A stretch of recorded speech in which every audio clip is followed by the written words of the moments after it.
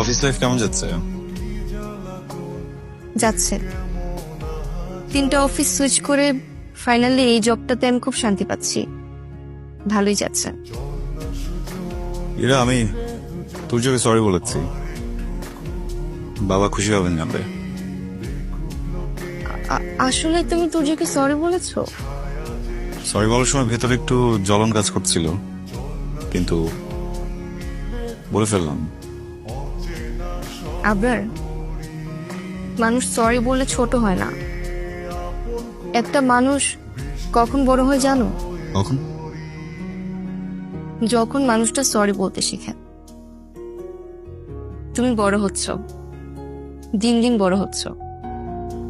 বড় হওয়ার প্রথম ধাপে পা দিয়েছ। বাহ, 27 বছর বয়সে এসে আমি বড় হচ্ছি, জেনে ভালো লাগলো। আচ্ছা, আমাদের বাসার সবাই নামাজ আদায় করে।